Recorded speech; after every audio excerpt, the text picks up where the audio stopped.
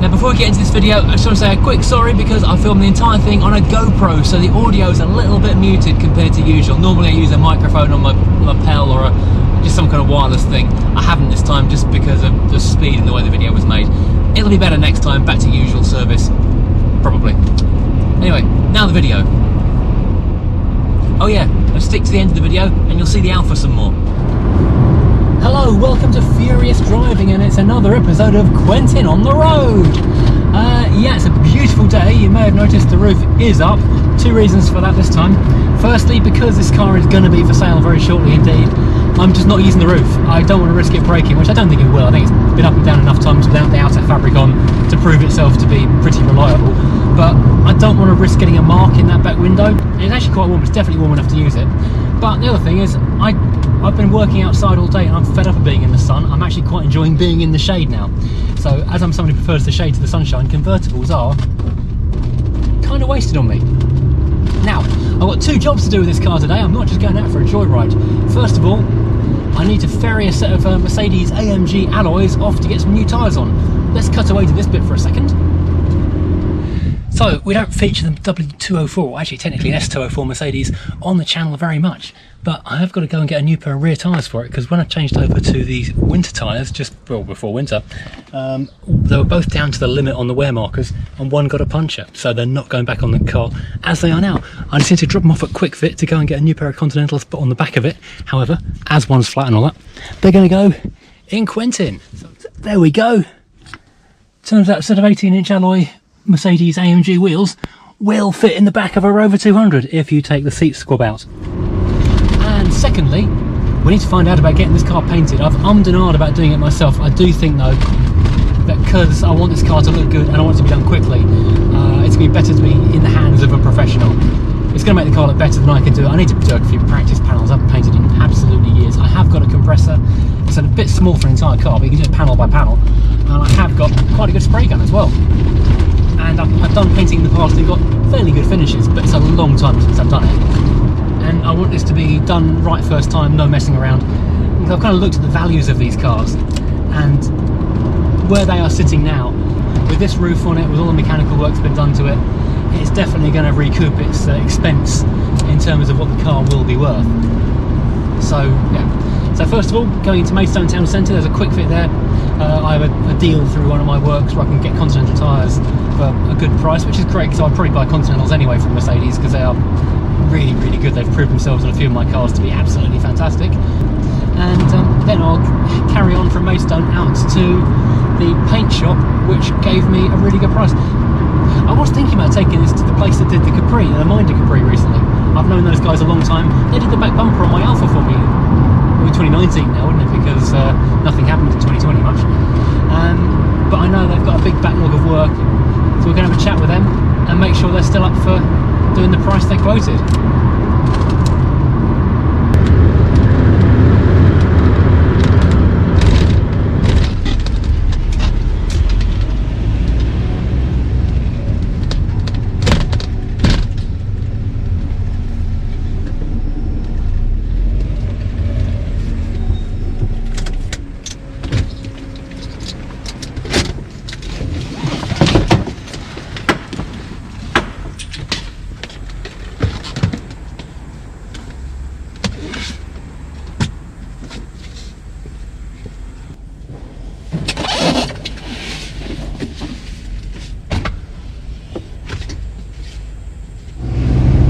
Right, so wheels are with Quick Fit, so I'll either get them later on this afternoon or tomorrow morning.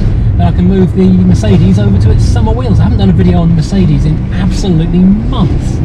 I need to do a little update on that car because it's, you know, existing but just working. It's not really doing anything exciting. I'll try and find some reasons to update you on that car. Anyway, yes, I'm out and quite enjoying driving Quentin because Rover R8s, as I've said before, are really nice cars to be in. The seats are really comfortable.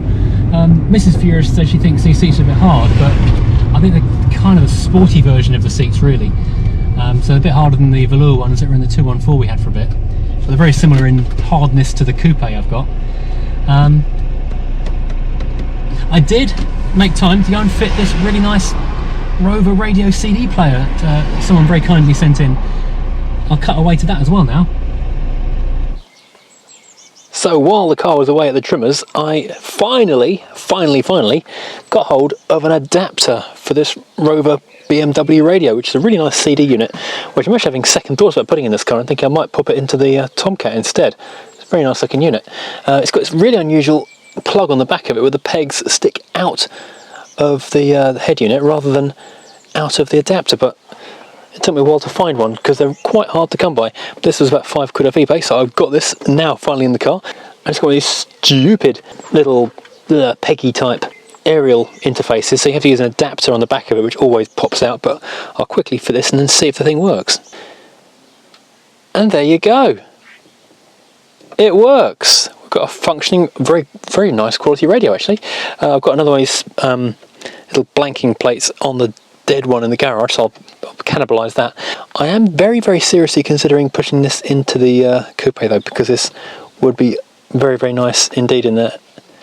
It's a bit newer than the coupe, but at the same time though, it's very nice. But unfortunately, I have found that since it's been in, it seems like there's a bad connection, I think, between the front cover of the radio, the cover plate, and the body of the radio, because as you go over bumps and things, it cuts out, and it's only choosing to do either one speaker or no speakers, or sometimes a couple more speakers. So I'm going to take this out and send it off to a repair place, I think, because it's a really nice radio. It's a shame not to have it working, but if it's just a bad connection somewhere, if some electronics person can look at it, then that would be great.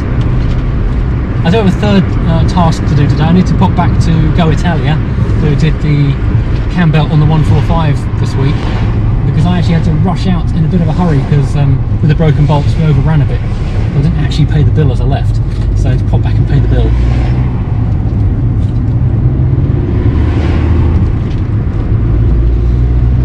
Now people do keep saying to me I need to be enjoying this car for the summertime. I've put so much work into it, it'd be a shame not to enjoy it for the summer. But as I said at the beginning of the video, I'm really not a convertible person.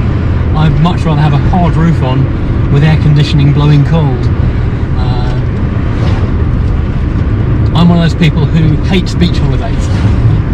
I hide from the sun all summertime. I'm constantly jumping from one shadow to the next to try and stay out of the sunshine. So actually being exposed to it deliberately seems it's anathema to me. It's anathema to me. It's anathema to me. It's quite good to use the car for a few days just to get a bit of use in it. Partly I've taxed the thing. It'd be daft not to stick it on the road a bit, but you know, but the more I use it, the more it'll shake down and find little problems. Like I've discovered that it's got a standard issue blower resistor failure, which you may have seen on the Alfa 145 was a monster of a job. Took absolutely ages and was really hard to find a part for as well. And Mr. Hubnut also did a blower resistor. Was that on the Nissan Primera? And that too was an absolute nightmare of a job. I know for a fact, because I've done about 3 or 4 of these in the past on other cars, that the blower resistor for this car is about there. Just open the glove box. I think you can take the glove box door off in no time at all, and just reach in there, and it's an £8 part or so. And yeah, I don't know why I've not done it already, because it's cheap and easy and quick. Oh, the clock backlighting doesn't work. I don't know if it's the clock doesn't work or the backlighting doesn't work. I'm going to have to carefully take this clock out of the dashboard and have a look at that. On the interior lights, I just pushed the button a little bit the other day and that started working. So that's good. But it doesn't come on with the doors opening. You actually have to push the button to make it go, so maybe not 100% working. So the decision is made. I'm going to go and get a professional paint job on it. It's booked in about 3 weeks. So I've got 3 weeks to get all the side trim off it, the lights out of it, the bumpers off it. I'll probably drive it around there with everything kind of loosely held in and then dismantle it in the car park basically. Yeah, then the car will be ready to look fantastic. Meantime, I need to sort out those new wheels I bought for the thing the other day. I don't know if you remember me buying those, I think they're GSI spec alloys, 35 whole pounds. I need to refurb them, so I'll get them done in the meantime. And this car is going to be an absolute diamond. Now there is something else I was meant to say about this car, because I've already sort of commented on how good the gearbox is compared to other R8 gearboxes I've driven. But the last time I drove a 200 convertible, it was for a review about 18 months ago, I guess, and it was a 214 SEI. I'm trying to think from memory, I can't remember exactly. It was a green one that was for sale, and it was an absolutely mint example, a proper low mileage perfection car. In the video, I commented on the scuttle shake, saying how, you know, it was clearly apparent. The thing is though, this car really doesn't suffer with it as much. I don't know if it's because it's a slightly later version, perhaps. I think that was an early one with the square dashboard rather than the post-1995 facelift to the bubble dash. And I don't know if they improved the bracing at that point when they facelifted the range, or if this is just a better car. And despite everything, it's a really good car. Who knows? Well, the other thing, someone did comment on the video that I needed to do, and I actually had it in the back of my mind as well to do. Whoops, tractor. And I had it in the back of my mind to do, was to underseal it, to paint the floor, because there's a lot of flaky off underseal underneath this car. So a morning spent with a wire brush and a can of underseal would be well spent in terms of protecting this car for the future. So it's heading into town actually the next day rather than the same day to collect those wheels. Thought it'd be good to come bring the Alfa back and see if we can get the aircon gassed at the same time. I don't know if you can see that through the side of the screen at the moment, but we're just driving past the old Roots garage, which was an interesting film we did last year on one of my favourite buildings in all of Kent. That'll be the first time driving into the dark of Quickfit, where we see whether the new headlight bulb made any difference or not.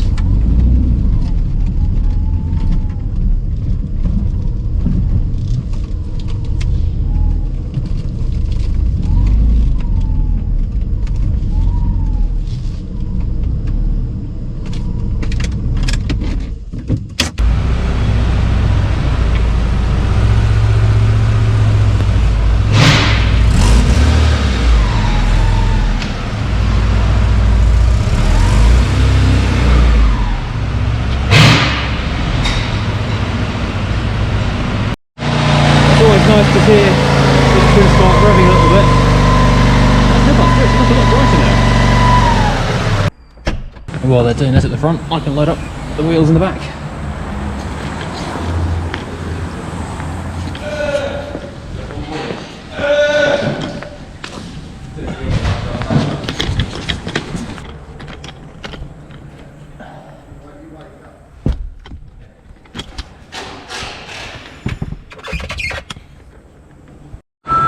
It's easier than the back seat of the Rover 200.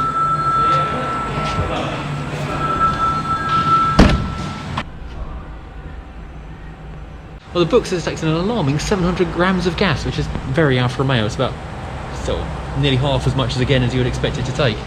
So my air conditioning is not quite solved yet. It's not actually kicking. I haven't gassed it yet. The motor isn't kicking in. So yeah, more little fun and games to work the aircon blow on this car yet to come. Well, this is slower than I expected.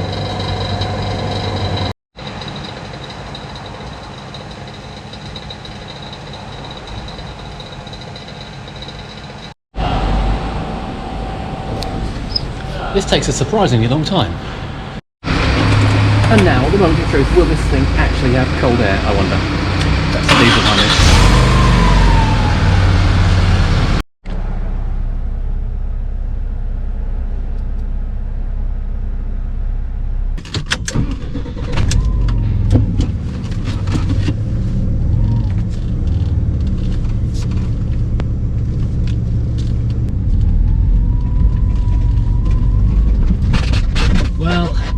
News.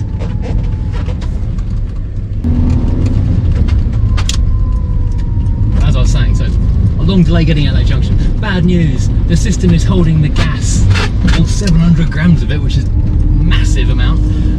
Unfortunately, it doesn't appear to be kicking in. They did a pre-test and it was blowing 25 degrees with it set to cold, and then they did a retest at the end and it was blowing 27 degrees cold.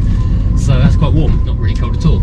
So something isn't working in the aircon system, I don't know what. And because they aren't aircon engineers, they weren't really able to get in there. So I'm going to have to look into, I don't know, investigating this aircon system a bit further. Because on the face of it, it's all working, but it just isn't working. So yeah, it's very weird. Maybe it's just a relay or a fuse or something. Because I don't really know why it wouldn't be working at this point.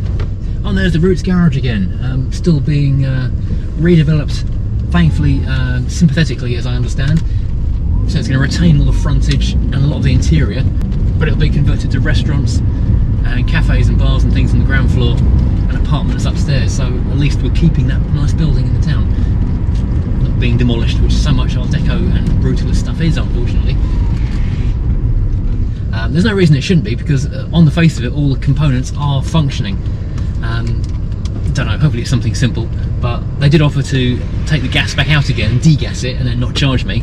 But I thought, if I did that, I can't then check whether I'm making it work with other fixes down the line. But if I need to degas it to make any more changes, I'll take it back there and get them to regas it again. It'll be fine. So yeah, it doesn't work, but it should work. So we'll do some more investigating on this one interfrastically. Meanwhile, thank you for watching. I hope you've enjoyed learning what the plans are for the convertible and seeing the conclusion to the air compressor scenario situation on this car. Meanwhile, I'll go and continue to enjoy using this car as much as possible.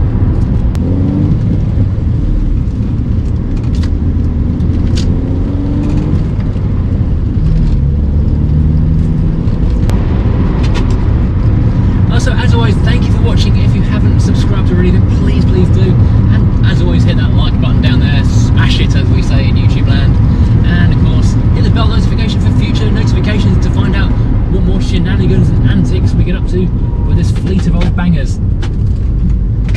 And see you again next time, doing something else on another car or something, I don't know. See you soon, goodbye!